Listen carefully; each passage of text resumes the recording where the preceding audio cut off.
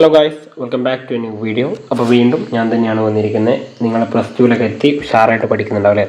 അപ്പോൾ ഇവിടെ plus two എക്കണോമിക്സിന് important ആയിട്ടുള്ളൊരു കാര്യം നിങ്ങളെ അറിയിക്കാൻ വേണ്ടിയിട്ട് വേറെ ഒന്നുമല്ല. ഇതുവരെ നിങ്ങൾ പ്ലസ് വണ്ണിൽ പഠിച്ച പോലെ ഞാൻ ഇപ്പം തന്നെ തുറന്നു വരാണ്. ഇതുവരെ നമ്മൾ പ്ലസ് വണ്ണിൽ പഠിച്ച പോലെയല്ല എന്തുള്ളത് പ്ലസ് ടു എന്നുള്ള കാര്യം നിങ്ങൾക്കറിയാം.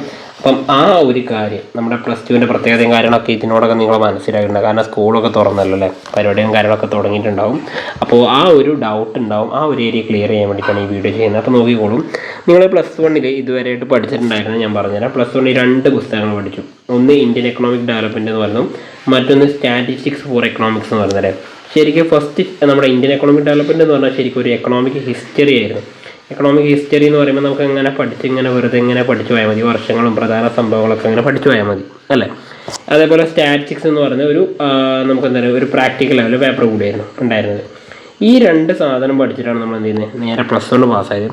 അതേ ഒരു പാറ്റേണിൻ്റെ തുടർച്ചയായിരിക്കും നമുക്ക് പ്ലസ് ടുവിൽ ഉണ്ടാവാമെന്ന് പൊതുവേ ആയിരുന്നു മിക്കവാറും പേരുടെ ധാരണ ഉണ്ടായിരുന്നത്. പക്ഷേ പ്ലസ് ടുവിലെത്തി ഇതിനോടകം ക്ലാസ് തുടങ്ങിക്കഴിഞ്ഞപ്പോൾ നിങ്ങൾക്ക് മനസ്സിലായി അതിന് ഇവിടെ യാതൊരു പ്രസക്തിയില്ല. പകരം പുതിയ 2 ആൾക്കാരാണ് വന്നിട്ടുള്ളത്. ഒന്ന് മൈക്രോ എക്കണോമിക്സും മറ്റൊന്ന് മാക്രോ എക്കണോമിക്സ് എന്ന് പറയുന്നത്. അപ്പോൾ മൈക്രോ എന്ന് പറഞ്ഞു കഴിഞ്ഞാൽ തന്നെ ഏറ്റവും ചെറുതാക്കി പഠിക്കുക, ഒരു കാര്യത്തെ ഏറ്റവും ചെറുതാക്കി പഠിക്കുന്നതിന് മൈക്രോ എന്ന് പറയുന്നു.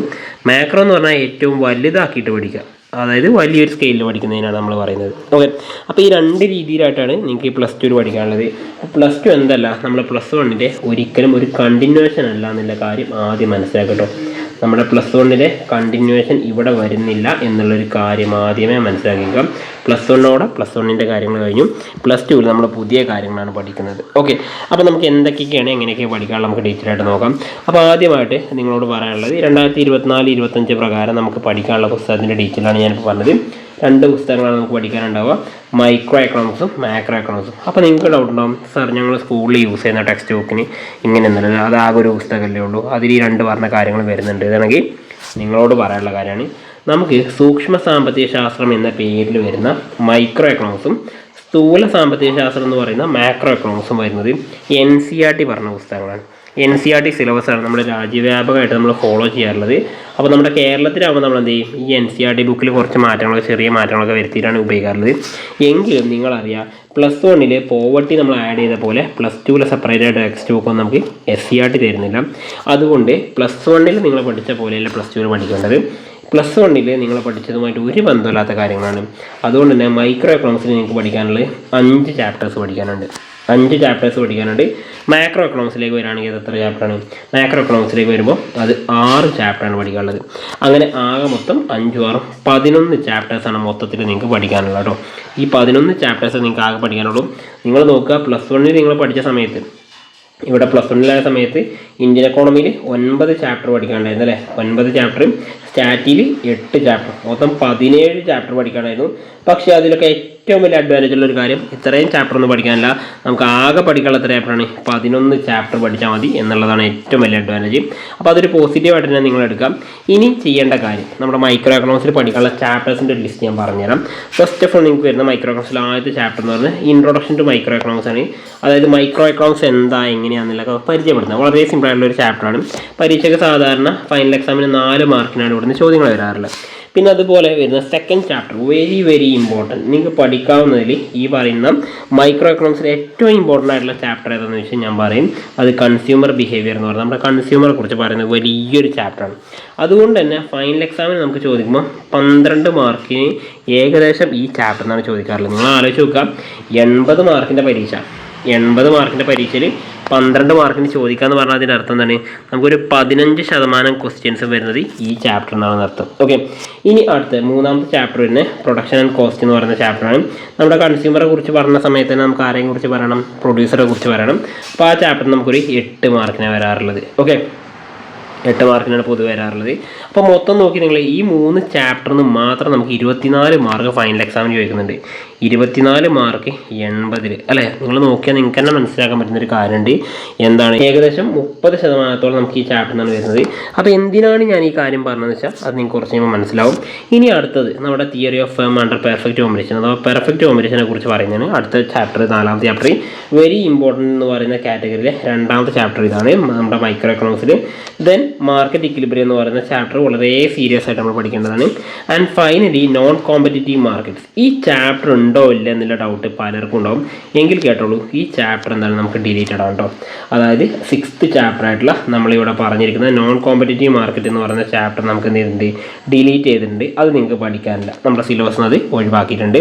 NCERT ഇടപെട്ട് തന്നെ ഒഴിവാക്കിയിട്ടുണ്ട്. അപ്പോൾ അതുകൊണ്ട് 5 ചാപ്റ്റർ പഠിക്കാനുള്ളൂ. മാർക്കറ്റ് ഇക്വിലിബ്രിയം ആണ് ലാസ്റ്റ്. ഇപ്പോൾ നിങ്ങൾ യൂസ് ചെയ്യുന്ന ടെക്സ്റ്റ് ബുക്ക് 2024 പ്രിൻറ്റ് ചെയ്ത് തുടങ്ങിയതാണെങ്കിൽ എന്തായിരിക്കും, ഈ മാറ്റം വന്നിട്ടുണ്ടായിരിക്കും കേട്ടോ. ഓക്കെ, ഇനി മാക്രോ എക്കണോമിക്സ് എടുക്കുകയാണെങ്കിൽ അവിടെ നോക്കിക്കോളൂ. മാക്രോ എക്കണോമിക്സിൻ്റെ കാര്യത്തിൽ പറയുകയാണെങ്കിൽ ഫസ്റ്റ് ഓഫ് ഓൾ നമുക്ക് പഠിക്കാനുള്ള ഇൻട്രൊഡക്ഷൻ ടു മൈക്രോ എക്കണോമിക്സ് എന്ന് പറഞ്ഞ പോലെ മാക്രോ എക്കണോമിക്സ് പഠിക്കാനുണ്ട്. ചെറിയൊരു ചാപ്റ്ററാണ്, വളരെ സിമ്പിളായിട്ടുള്ള 2 കാര്യങ്ങളാണ് അതിൽ പഠിക്കാനുള്ളത്. ദെൻ നാഷണൽ ഇൻകം അക്കൗണ്ടിങ് എന്ന് പറയുന്നത് ഏറ്റവും ഇമ്പോർട്ടൻ്റ് ആയിട്ടുള്ള നമ്മുടെ 2nd ചാപ്റ്ററിൽ തന്നെ ഈ പറയുന്ന മാക്രോയിലെ ഏറ്റവും ഇമ്പോർട്ടൻ്റ് ആയിട്ടുള്ള ചാപ്റ്ററാണ് നാഷണൽ ഇൻകം അക്കൗണ്ടിങ് എന്ന് പറയുന്നത്. ദെൻ മണി ആൻഡ് ബാങ്കിങ്ങിനെ കുറിച്ചുള്ളൊരു ചാപ്റ്ററാണ്. RBIനെ കുറിച്ചൊക്കെ പറയുന്നുണ്ട് അതിൽ. പിന്നെ അതുപോലെ തന്നെ determination of income and employment, ഒരുപാട് നിങ്ങൾക്ക് ടഫായിട്ട് തോന്നാവുന്ന ഒരു ചാപ്റ്ററാണ്, പക്ഷേ വളരെ ഈസി ആയിട്ട് പഠിക്കാൻ പറ്റുന്ന ചാപ്റ്ററാണ്.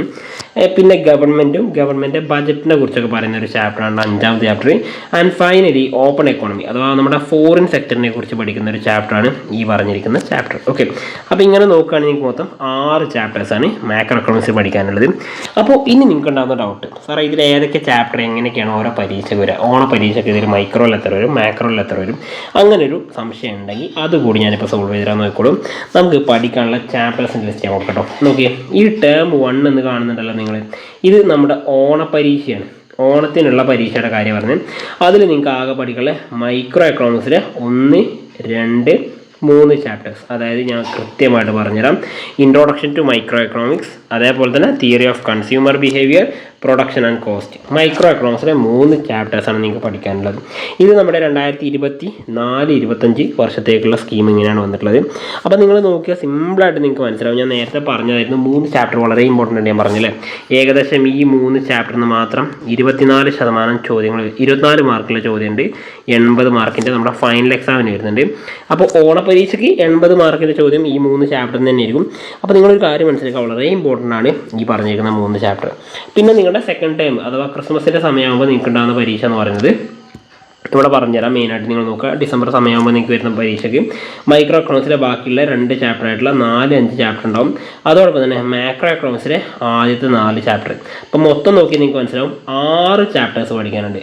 അപ്പോൾ ഓണപരീക്ഷയ്ക്ക് ആകെ 3 ചാപ്റ്റർ പഠിക്കാനുള്ളൂ. പക്ഷേ ഫൈനൽ എക്സാമിന് നമ്മുടെ ഡിസംബറിലെ ക്രിസ്മസ് പരീക്ഷയ്ക്ക് എത്തിയിട്ടുണ്ട് 6 ചാപ്റ്റർ പഠിക്കാണ്ട്. അപ്പോൾ തന്നെ 9 ചാപ്റ്ററായി. ബാലൻസ് വരുന്ന 2 ചാപ്റ്റർ നമ്മൾ എന്ത് ചെയ്യും, മോഡൽ എക്സാമിൻ്റെ മുൻപായിട്ട്, ജനുവരിയിൽ മോഡൽ എക്സാം വരുന്നതിന് മുൻപായിട്ട് പഠിക്കും. അത് മാക്രോയിൽ 2 ചാപ്റ്റേഴ്സാണ് ഉണ്ടാവുക, അവിടെ 2 ചാപ്റ്റേഴ്സ്. അങ്ങനെ ആകെ മൊത്തം 11 ചാപ്റ്റേഴ്സ് നമ്മൾ എന്ത് ചെയ്യും, ഇങ്ങനെ പഠിച്ച് തീർക്കും. ഓക്കെ, വളരെ ഈസി ആയിട്ട് നിങ്ങൾക്ക് പഠിക്കാൻ പറ്റുന്നുള്ളൂ. ജസ്റ്റ് ഒന്ന് ശ്രദ്ധിച്ചാൽ മാത്രം മതിയുള്ളൂ.